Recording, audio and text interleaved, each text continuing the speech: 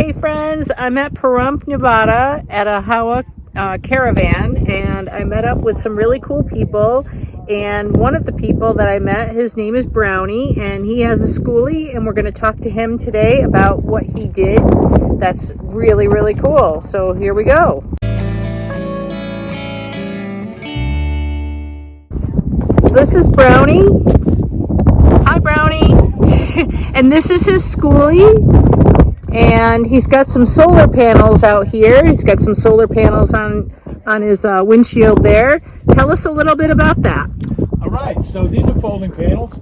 I have fixed panels all up on the roof, but these are 200 watt folding panels, which is just secondary to give me more power because I got an e-bike which draws a bit, and so I never run out of power. I have way more than I need actually, and I put these little rings on the side of the bus so they don't blow around in the desert wind, and they just hang on there. Nice. And they plug right into the side of the bus and go inside through the wall, so I don't have to run wires up the doors or anything. Wow. Yeah, because Brownie was an electrician in his work life, so he knows how to do all that stuff. 40 years of that life. Now I got this life. That little black thing up there is a cell signal booster, so I can get 2 more bars on my cell phone if it's a little weak, and stream and make phone calls. But the bus was yellow and it was hauling kids in Massachusetts, and the last load of kids ran down the steps, and I bought it, and I've been spent about 4 months converting it into my motorhome, and so I've been riding around in it for like 4 years, all out here in the desert, all up in New England, all up and down the East Coast, all over the place, and it's great. I love it. I don't want to do anything else. Nice. And I bought the bus. It was $5,500, and it was inspected to haul kids. It was just hauling kids, so it was in great shape, and it only had 72,000 miles on it. And there's just so much of a market though for used school buses, so they don't demand big money. And I left the outside. This is vinyl, like car wrap. I couldn't have it yellow, so I had to wrap it that I'm not a painter, so I didn't want to paint it. So now, where do you get your vinyl car wrap from? Amazon. Amazon. And I Okay. watched it. I'd never done it, and I watched a ton of videos on YouTube, and learned it as I went. And it's been on there for 4 years. That's how we do it. Yep, and it's not going anywhere. It doesn't seem to, but these are the steps the kids would run up and down. And when I bought it, it had just hauled kids. There was like colored pictures of dragons and stuff all over the floor. Had the seats. There was all kinds of kid debris. There was a big sign up here that said, "No fighting, no spitting, be kind to your driver, have a great day at school," And then I ripped everything out. All the seats, the walls were all sheet metal, ceiling was sheet metal. I tore that all out till it was just a empty hull, ground up all of the attachments for the seats. And then I pulled all the wiring and all the plumbing, and then I spray foamed it. It's all spray foam under here, behind this, all through the ceiling. I put in all these lights, and they got a dimmer on them, so I can run them up and down, depending on how bright the day is. And then I started. I put this is sanded birch plywood. I did the walls.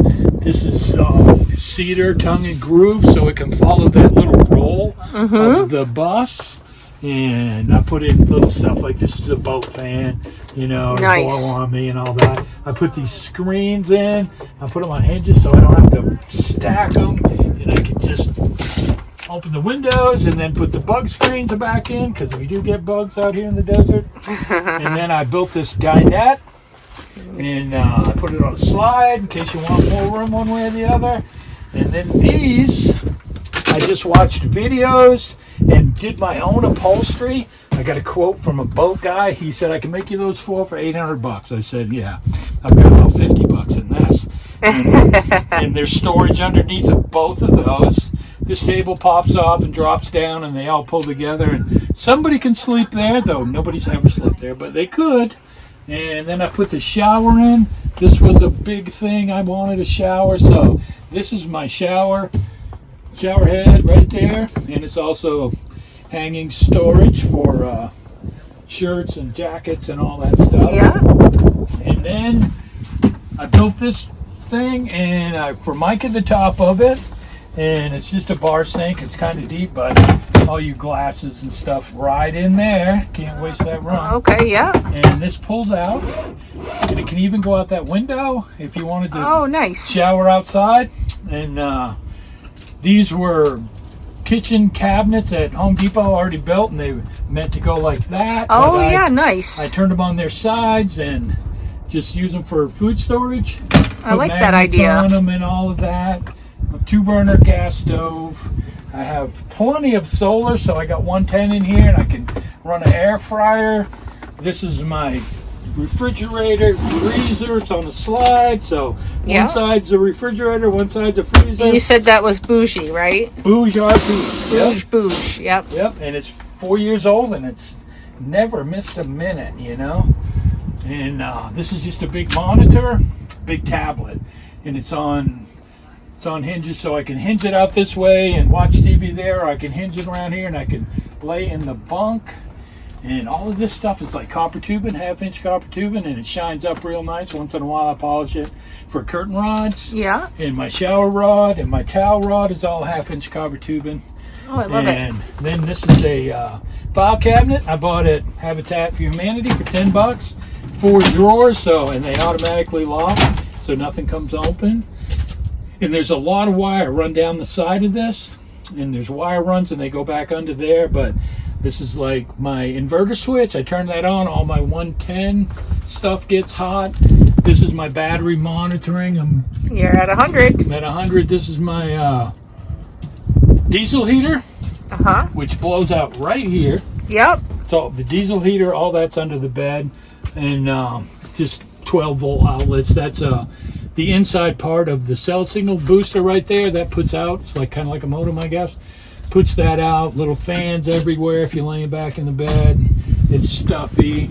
That's my second inverter, which powers this up from a different set of batteries. Nice. I'm from New England, where the loon is the popular bird. Yeah. So on Golden Pond. Yep, that's a loon.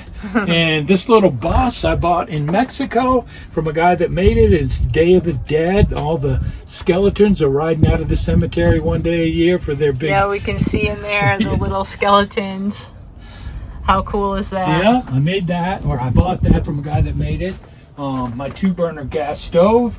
This is my little favorite gooseneck teapot that my mom bought me for my birthday. She said, you need this. So I faithfully use it every day. Yeah. And I got curtains everywhere. All of these pull shut so I can close up, and I got one that goes across the front.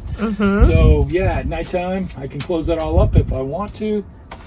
And then I built this bed, and this is a narrow twin, which works out well. And so I sleep right here this way, and I got a little bit of storage down there. Oh yeah, I wanted to see that box I built.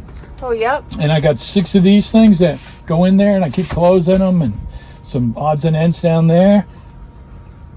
And all of the water storage is under there, and then on this side is all batteries and inverters and solar controllers and fuse panels. All that's under there.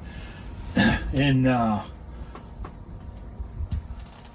this is one of those carpets you can rip it right off of the base and throw it in the washing machine, because everything gets quite dusty. So that, yes, I've noticed. That's handy. And all of this stuff up here is places I've been. All those stickers, they're mostly from breweries and states and different places. You know. Yeah, tell us about this artwork. Yeah, and my good friend in New Hampshire, Kathy, who's very artsy, and she's like an all-around great person, runs a food pantry and all that.